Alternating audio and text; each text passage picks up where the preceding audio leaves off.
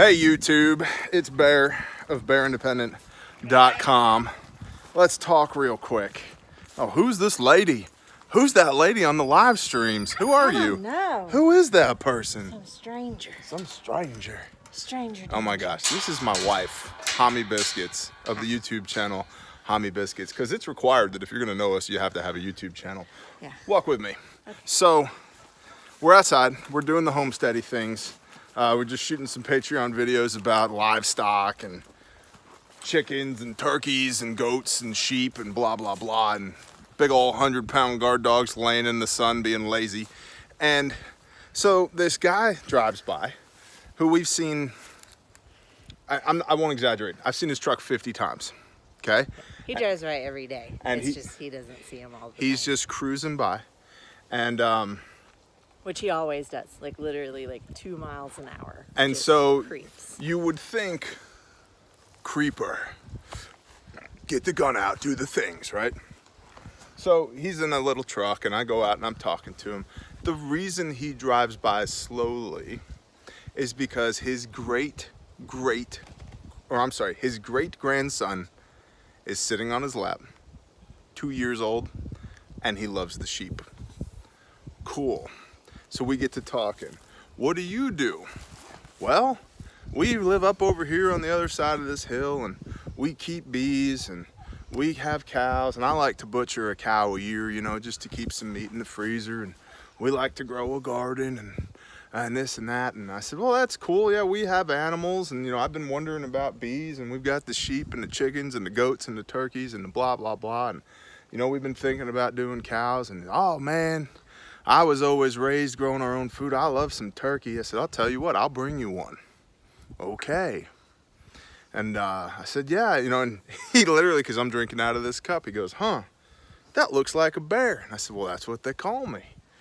And he goes, really? I said, yeah, I've got a YouTube channel where we talk about faith and preparedness and homesteading. And he goes, well, I think everybody ought to be at least a little prepared. You know, if you got an ice storm or electricity goes out or something like that, you ought to be able to get by for a month or two. Amen. So, what did you say? I don't know. What did I say? You were like, shoot a video. Oh, yeah. I was like, this is... Because... He was just talking about we need to do content today. Today's content day. And batching. I was like, the people need to know. Like, you gotta talk.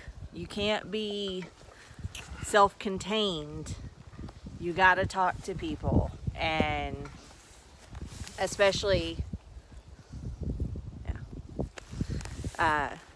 especially your neighbors, because, you know, members of your tribe may be close, but they may also be 60 miles away or 20 miles away. Mm-hmm. And in the event that you need something, you need help, it's going to be your neighbors. Your neighbors are right there. Yeah. That guy lives on the other side of my hill. Yeah. Cool. And so now that guy, now that question mark came out of the liability column and into the asset column, we now know each other. I said, hey man, you guys ought to come by sometime, we'll hang out. Oh, we'd love that, thank you so much, blah, blah, blah. There's a prepper right underneath our nose. Yeah. Okay. And who's going to be an asset. Right. Not a liability. And that simply came from, hey, I'm going to go talk to that guy. Mm-hmm. And not like, what do you think you're doing? Driving past my property slow. It's like, hey, how you doing? What are you guys up to? I've seen you driving back. Oh, we just love your sheep. We just love looking at them. It reminds me of when I was a kid growing up on the farm. And I'm like, cool, me too. Let's chat, blah, blah, blah. Because we've been talking about getting calves and raising cows. And this guy right over here raises cows. And it's like, now we know each other. Mm-hmm. We're going to get to know each other better. Yep. We've got another asset in our immediate area, in our community. That now makes 4 families that I know in the area that are prepping. Like, that's great.